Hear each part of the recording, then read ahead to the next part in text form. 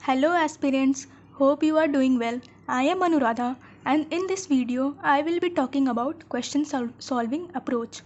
इसमें मैं आपको बताऊंगी कि क्वेश्चन करने की स्ट्रैटेजी क्या होनी चाहिए हमारी ताकि ईजिली और कम टाइम में कर सके। इसके पहले मेरी 3 वीडियोस अपलोड हो चुकी हैं जिसमें मैंने rate law and order of reaction तक की थ्योरी पूरी बता रखी है। ठीक है, आप पहले वो देख लें, उसके बाद ये देखें। इसमें मैं आपको बताऊंगी रेट लॉ तक के क्वेश्चंस, इंपॉर्टेंट डिस्कशन करूंगी मैं यहाँ पे और आप देखेंगे कि कैसे अप्रोच करते हैं। ठीक है, तो शुरू करते हैं। देखिए पहला क्वेश्चन क्या है, कंसीडर द फॉलोइंग रिएक्शन। कोई एक रिएक्शन कोई सी भी दी होगी आपके क्वेश्चन में, यहाँ पे मैंने लिया है N2 + H2 is giving rise to NH3। ठीक है, उसके बाद हम बैलेंस कर देंगे। हो सकता है आपको बैलेंस किया हुआ मिले क्वेश्चन में, हो सकता है कि आपको करना पड़े, तो आप पहले बैलेंस करके प्रोसीड करना।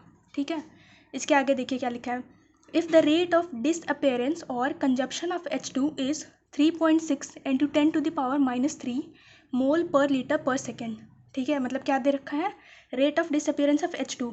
ठीक है, देन कैलकुलेट, उसके आगे क्वेश्चन है, क्या पूछा है, rate of disappearance of N2, rate of reaction and rate of formation of NH3। ठीक है, तो प्रोसीड करते हैं। देखिए पहले लिखेंगे क्या दे रखा है। ओके, देखिए दे क्या रखा है, देखिए दे रखा है -dH2/dt, ये दे रखा है। ये क्या है, rate of disappearance of H2। कितनी है इसकी वैल्यू, 3.6 × 10⁻³ पूछा क्या है। इससे हम देखिए क्या कंक्लूड कर सकते हैं, जैसे मैंने आपको बताया है पिछली वीडियोस में, आप देख लेना। रेट को कैसे लिखते थे, रेट यहाँ पे देखिए कैसे लिखेंगे। इस जो क्वेश्चन में रिएक्शन है उसके रिगार्डिंग बात करते हैं। Rate of disappearance of N2 upon stoichiometric coefficient क्या है यहाँ पे 1। ठीक है, उसके बाद क्या हो जाएगा, यही rate of disappearance of H2 upon stoichiometric coefficient क्या है इसकी 3। ठीक है ना, यही क्या हो जाएगा, rate of appearance of NH3। ठीक है, अपॉन 2। ठीक है, आपने इतना कर लिया, इसके बाद तो ये क्वेश्चन सॉल्व हो गया पूरा। अब देखिए पहला कैसे बनाएंगे, रेट ऑफ डिसअपेयरेंस ऑफ क्या पूछा है, N2। तो कैसे करेंगे, यहाँ से इक्वेट कर दीजिए, rate of disappearance of N2 upon 1 is equal to rate of disappearance of H2 upon 3। ठीक है, ये आपसे पूछा है। ओके, और क्या दे रखा है, इसकी वैल्यू दे रखी है 3.6 × 10⁻³ अपॉन स्टाइक्योमेट्रिक कोफिशिएंट। आंसर निकल के क्या आ जाएगा, 1.2 × 10⁻³ mole per litre second inverse. Okay, इसके बाद क्या पूछा है, क्वेश्चन के सेकंड पार्ट में पूछा है कि आप रेट ऑफ रिएक्शन बताइए, मतलब ओवरऑल रेट ऑफ रिएक्शन बताइए। तो कैसे, किसी से भी इक्वेट कर लेंगे ना इससे। देखिए रेट ऑफ रिएक्शन को कैसे इक्वेट कर लेंगे, हमको देखिए निकालने में हम पहले ये देखेंगे किससे कैलकुलेशन कम होगी और किससे हमारा टाइम बचेगा। ठीक है, तो पहले आप यहाँ ध्यान दें, यहाँ पे क्या है, स्टाइक्योमेट्रिक कोफिशिएंट 1 है, तो सीधा हम ऐसे इक्वेट कर सकते हैं, rate of reaction is equal to rate of disappearance of N2, जो हमने यहाँ पे निकाल लिया। ठीक है, तो अब बस ये आपको दिमाग लगाना पड़ेगा, देखना पड़ेगा कि कैसे हमारा टाइम बचे एंड मेहनत बचे। तो सीधा हमने क्या लिख दिया, रेट, ये हो गया क्या, rate of reaction is rate of dis is equal to rate of disappearance of N2 which is equal to 1.2 × 10⁻³ mole per litre पर सेकेंड। ओके, अब देखिए क्या पूछा है, अब थर्ड पार्ट में पूछा है rate of formation of NH3। ठीक है, तो हमने ये वैल्यू निकाल ली, हमें ये पता है। देखिए इसी से इक्वेट करेंगे, rate of disappearance of N2 is equal to rate of appearance of NH3 upon 2। ठीक है, तो ये हमने निकाल दी यहाँ पे। तो क्या है, 1.2 × 10⁻³ मैं पूरा लिख नहीं रही हूँ। ठीक है, आप समझ जाना। पूछा क्या है, rate of appearance of NH3, यही पूछा है ना, अपॉन 2। सीधा मैंने इससे इक्वेट कर दिया, तो यहाँ से क्या आ जाएगा, rate of appearance of NH3 is equal to what, इधर जाएगा तो ये मल्टीप्लाई हो जाएगा, तो क्या हो जाएगा 2.4 ×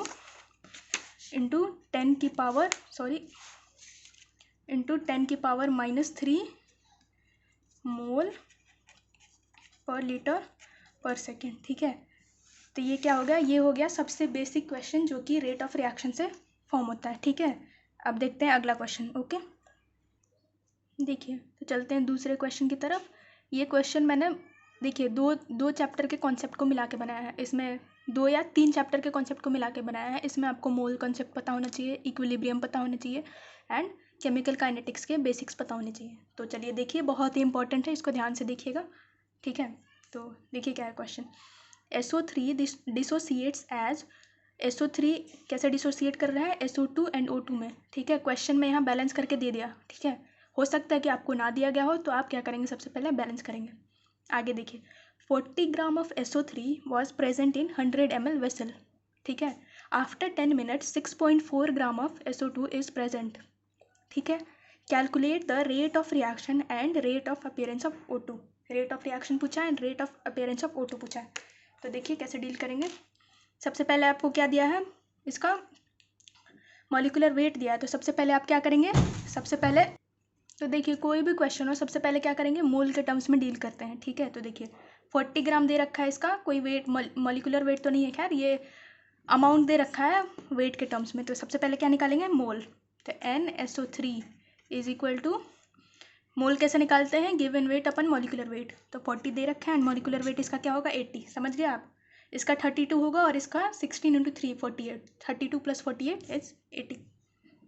तो कितना आ रहा है, 0.5 मोल। मतलब शुरू में क्या है, 0.5 मोल SO3 प्रेजेंट है, ओके, इन 100 ml वेसल। तो देखिए कैसे डील करेंगे। पहले रिएक्शन लिखेंगे, बैलेंस्ड इक्वेशन लिखेंगे, SO3 + O2 T = 0 पर क्या लिखा है, मोल के टर्म्स में डील करना, आप याद रखना, ठीक है। 0.5, प्रोडक्ट इज 0, प्रोडक्ट इज 0। इसके आगे क्या लिखा है, 10 मिनट बाद 6.4 ग्राम SO2 बनता है। T = क्या, 10 मिनट पे देखेंगे। अब आपको इक्विलिब्रियम का कॉन्सेप्ट पता होना चाहिए। केमिकल इक्विलिब्रियम में हम जो पढ़ते हैं, जैसे देखिए माइनस क्या करेंगे, 2x करेंगे, स्टाइक्योमेट्रिक जो है कोफिशिएंट, उसके आगे लिखा दे। हमको पता नहीं है कि कितना कंज्यूम हुआ, ठीक है, तो हम x मान लेते हैं, 2x। तो ये बनेगा कितना, 2x, और ये कितना होगा, x, ओके। अब देखिए क्या दे रखा है आपको, ठीक है, ध्यान से सुनिएगा। अब दे रखा है कि 10 मिनट बाद 6.4 ग्राम SO2 बनता है। मतलब तो देखिए हमारे इस इक्वेशन से क्या पता चल रहा है कि 10 मिनट बाद हमें, सॉरी ये SO2 है, 10 मिनट बाद हमें क्या पता चल रहा है कि 2x अमाउंट ऑफ SO2 बन रहा है, ओके। तो देखिए यहाँ भी दिया है वेट के टर्म में, इसका भी मोल निकालेंगे, ठीक है। तो NSO2 निकाल लेंगे after 10 minute is equal to 6.4/64। Molecular weight तो आपको पता ही होगा, ये 32 हो गया और ये 16 × 2 32, दैट इज 64। तो ये कितना आ रहा है आपका, दैट इज 0.1 मोल आएगा ना। तो यहाँ से देखिए क्या दे रखा है हमें, 2x की वैल्यू दे रखी है 0.1 मोल, ठीक है। तो 2x इज इक्वल टू 0.1 मोल है, तो x की वैल्यू क्या आ जाएगी, 0.1/2, ठीक है। तो समझ रहे हैं ना आप, x इज इक्वल टू क्या निकाला, 0.1/2। तो यहाँ क्या लिख देंगे, x is equal to 0.1/2 mole, okay. Further simplify नहीं कर रहे हैं, आगे देखिए क्वेश्चन पूछा क्या है, calculate the rate of reaction and rate of appearance of O2, ठीक है। तो आगे देखिए रेट ऑफ रिएक्शन कैसे लिखेंगे इक्वेशन से, जैसे ये हमारी रिएक्शन थी ना, SO3 is giving rise to SO2 + O2, ठीक है।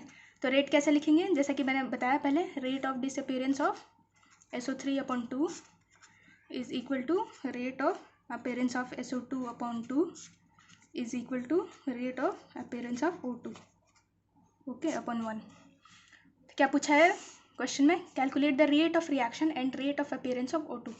तो यहाँ देखिए, तो यहाँ से हमें क्या बात पता चल रही है, rate of reaction is equal to rate of appearance of O2, ठीक है। तो देखिए rate of appearance of O2 को हम रिप्रेजेंट कैसे करेंगे, मैंने बताया है ना, rate of appearance of O2 हमें ये लिखना है, ठीक है। O2 क्या है, O2 is O2 is product, तो क्या लगाएंगे, प्लस साइन।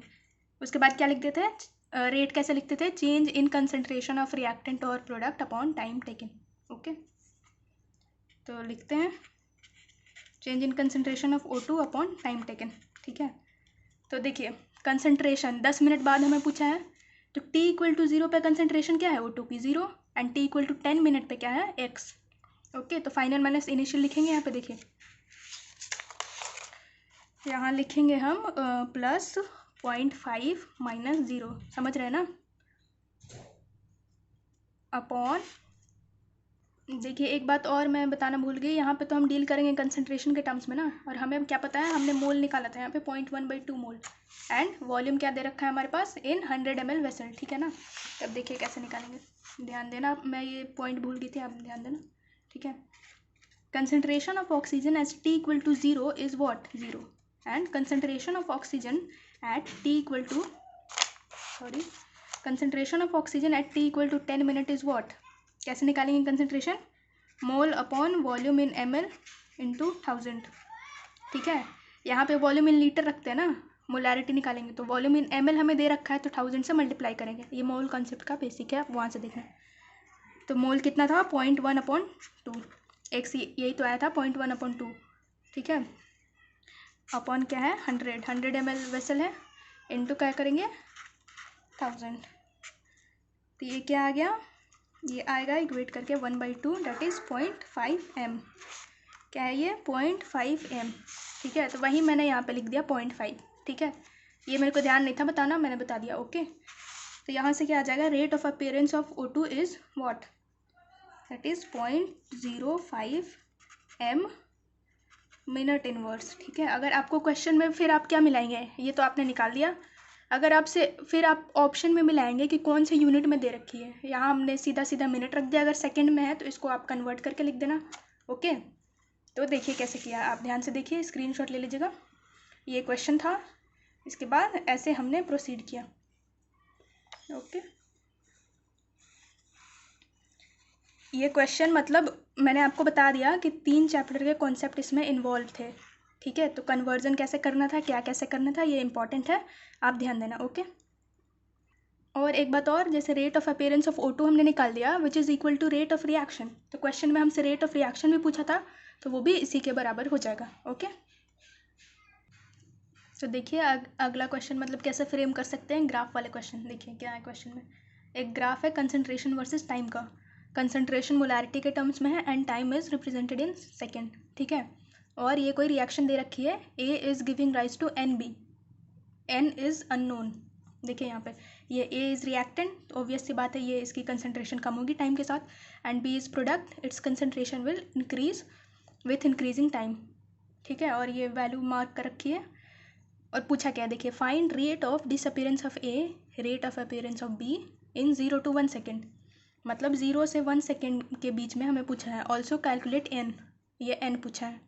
तो देखिए कैसे प्रोसीड करेंगे, पहले हमें लिखना आना चाहिए कि हम लिखते कैसे हैं, ठीक है। तो क्या लिखेंगे, rate of disappearance of A is equal to, कैसे लिखेंगे, माइनस लगाएंगे, change in concentration of A, ये वो है चेंज का साइन है delta, change in concentration of A upon T, okay. ये आप सबको पता होगा, तो आप देखिए कैसे रखेंगे, बस वैल्यू रख देनी है इसमें, सिंपल सा क्वेश्चन है।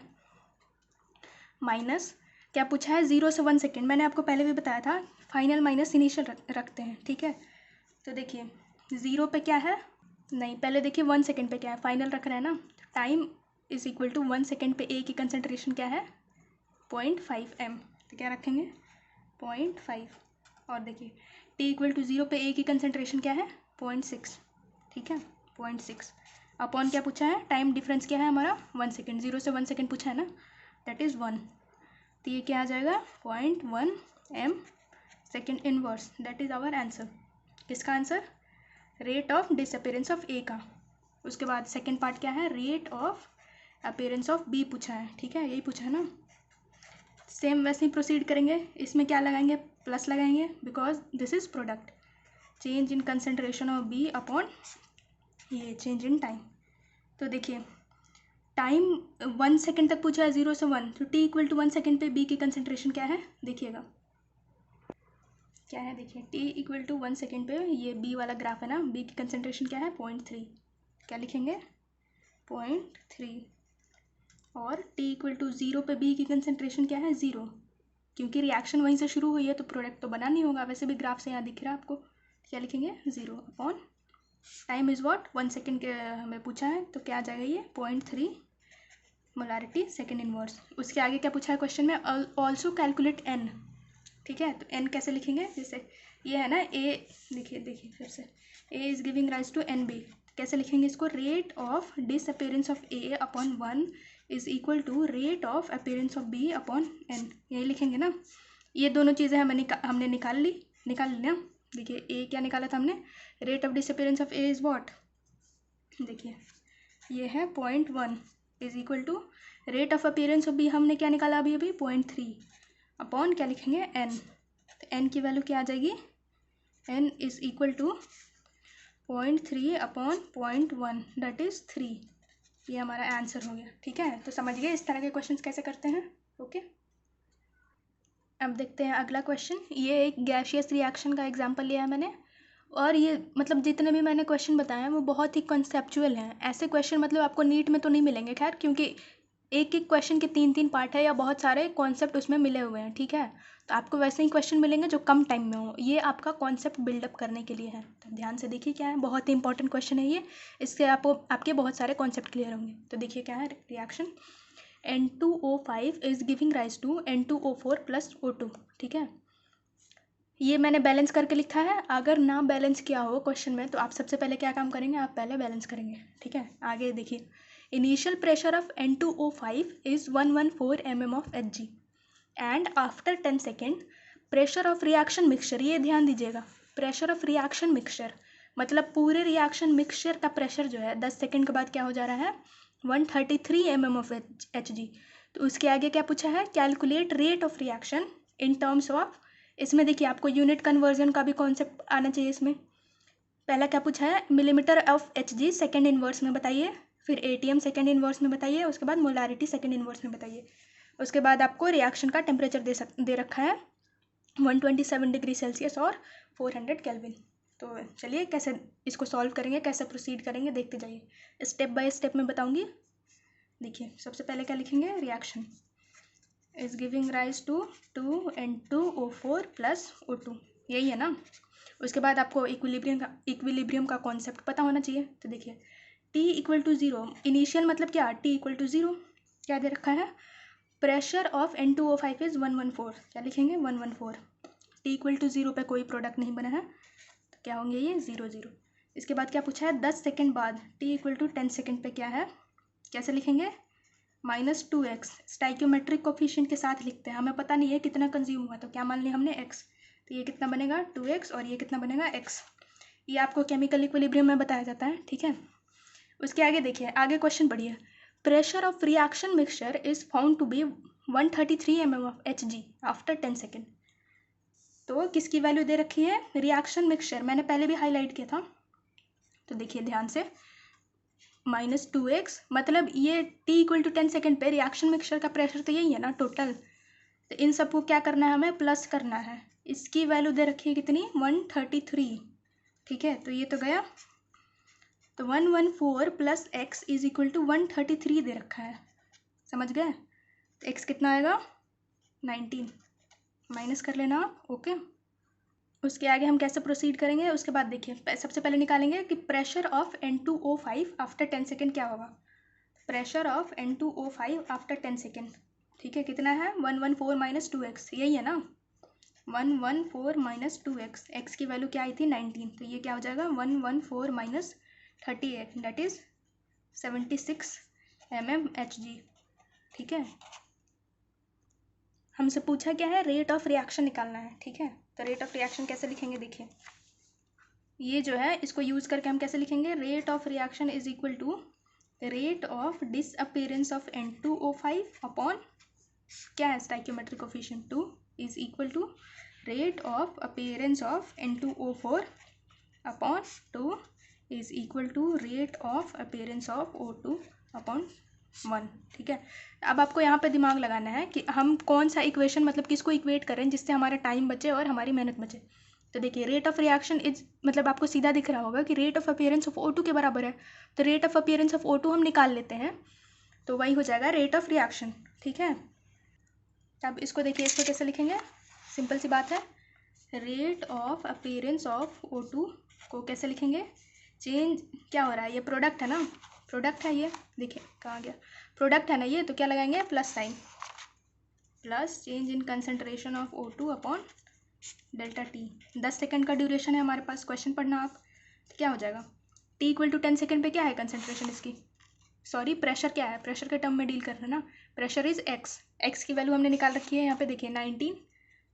तो देखिए यहाँ पे क्या लिखेंगे, PO2 at 10 second minus PO2 at T equal to 0, ठीक है, अपॉन 10 सेकेंड। ओके 10 सेकेंड पे क्या थी O2 की प्रेशर, क्या था एक्स हमने क्या निकाला था 19 mmHg, तो ये हो जाएगा 19 माइनस 0 अपॉन 10, समझ गए ना आप। तो rate of appearance of O2 which is equal to what, rate of reaction, यही है ना, which is equal to what, which is equal to यहाँ से क्या आ जाएगा आपका 19 upon 10 that is 1.9 mmHg per second, ठीक है। अब आपका क्वेश्चन तो यहीं पे ख़त्म हो गया, हमने आंसर निकाल दिया, ठीक है, रेट ऑफ रिएक्शन का आंसर निकाल दिया। अब आपसे यूनिट कन्वर्जन का कॉन्सेप्ट आपको पता होना चाहिए, MM/Hg में तो निकाल दिया, दूसरा पूछा है ATM पर सेकेंड में निकालिए और मोलारिटी पर सेकेंड में निकालिए। तो इसमें आपको केमिकल काइनेटिक्स का कॉन्सेप्ट काम में नहीं है, आपको यूनिट कन्वर्जन आना चाहिए, ठीक है। तो आगे देखिए कैसे करेंगे। तो देखिए आंसर तो हमने निकाल दिया, जो क्वेश्चन में पूछा था आंसर क्या आया था हमारा, देखिए रेट ऑफ रिएक्शन क्या था 1.9 mmHg पर सेकेंड, और हमसे पूछा क्या है, ये हो गया, क्या हो गया, फर्स्ट पार्ट का आंसर हो गया। अब देखते हैं सेकेंड पार्ट का आंसर, ATM कैसे पूछा है, दूसरा क्या है ATM पर सेकेंड में पूछा है, तो इसको कैसे करेंगे देखिए, आपको पता होगा सिंपल सी बात है, 1 ATM is equal to what 760 mmHg, ठीक है। जो हमने पहले आंसर निकाला था rate of reaction in terms of what mmHg per second, वो क्या आया था 1.9 mmHg पर सेकेंड। तो आपको ATM पर सेकेंड में निकालना है, तो आप सीधा क्या कर देंगे 760 से डिवाइड कर दीजिए, आंसर कितना सिंपल है, अपॉन 1.9 अपॉन 760 ATM पर सेकेंड, ठीक है। कैलकुलेशन मैं नहीं कर रही, मैंने आपको कॉन्सेप्ट के लिए क्वेश्चन बताया। तीसरा क्या था, तीसरा पार्ट क्या था क्वेश्चन का, देखिए इन मोलारिटी पर सेकेंड, ठीक है। तब आपको यहाँ पे यूज आएगा टेम्परेचर का, ठीक है। देखिए मोलारिटी पर सेकेंड में निकालना है, तो आपको क्या याद होना चाहिए, आइडियल गैस इक्वेशन आपके दिमाग में तुरंत क्लिक करना चाहिए। क्या होता है ये, PV is equal to nRT, pressure is equal to N/V/RT, मैंने ये पहले भी बताया, फिर से बता रही हूँ, ठीक है। तो कैसे लिख देंगे, देखिए इंस्टेंटेनियस रेट लिख देंगे प्रेशर के टर्म में, इज इक्वल टू ये क्या हो जाएगा, ये C होता है ना, जैसे देखिए P is equal to CRT हो गया, N/V मोल पर लीटर, तो यहाँ से क्या लिख देंगे dC/dt RT, ये दोनों तो कांस्टेंट है, ओके। उसके आगे देखिए हमसे पूछा किसके टर्म्स में है, मोलारिटी पर सेकेंड के टर्म्स में पूछा है, ठीक है। तो कैसे करेंगे देखिए, इसको क्या करेंगे रीअरेंज कर देते हैं, तो क्या आ जाएगा dC/dt is equal to 1/RT dP/dt लिख देंगे सीधा। ये मैंने आपको पहले भी बताया, आपको बोला था कि आप ध्यान में रखना, या फिर आपको ये पता है तो आप डिराइव कर देना, तो मैंने डिराइव करके आपको दोबारा से बता दिया। क्या लिख सकते हैं, delta C upon delta T is equal to 1/RT delta P upon delta T, ठीक है। अब देखिए कैसे करेंगे, हमसे यही तो पूछा है मोलारिटी पर सेकेंड के टर्म्स में, ठीक है। तो उसके बाद 1/RT सब SI यूनिट में रखेंगे आप, ठीक है। आपको ये पता होगा क्या हो जाएगा, ये 0.082, टेम्परेचर दे रखा था 400 केल्विन, ठीक है। देखिए यहाँ पे temperature of reaction is 127 degree Celsius और 400 केल्विन, ठीक है। तो यहाँ पे रख देंगे हम 400, ठीक है। उसके बाद delta P upon delta T तो हमने निकाला ना, यहाँ पे देखिए 1.9 अपॉन 760 रेट ऑफ रिएक्शन निकाला था ना हमने प्रेशर के टर्म्स में, और ये SI यूनिट है ATM, ठीक है। तो सीधा यहाँ पे रख देंगे 1.9 अपॉन क्या था 760, ठीक है। तो अब फर्दर कैलकुलेशन तो करेंगे नहीं, मैंने बहुत गंदा डेटा ले लिया था, तो कैलकुलेशन तो नहीं हो पाएगी, चलिए फिर भी सिंप्लीफाई कर देते हैं इसको, 0.08 मान लीजिए, राउंड फिगर करना आपको आता ही होगा, ठीक है। ये आप यूज़ करना क्वेश्चन में, तो ये कितना हो जाएगा, इन दोनों को मल्टीप्लाई करेंगे तो almost it will be equal to 32, ठीक है, समझ गए ना, इंटू 760, इसकी यूनिट क्या हो जाएगी मोलारिटी पर सेकेंड, समझ गए। तो क्वेश्चन ऐसे डील करते हैं, इसमें मैंने 3-4 चैप्टर्स के कॉन्सेप्ट को मिला के ये क्वेश्चन फ्रेम किया था, ठीक है। आप समझ गए होंगे। तो वीडियो लंबी हो जाएगी, इसके आगे वाली वीडियो में मैं आपको रेट लॉ के क्वेश्चन डिस्कस करूँगी। Okay, thank you for watching.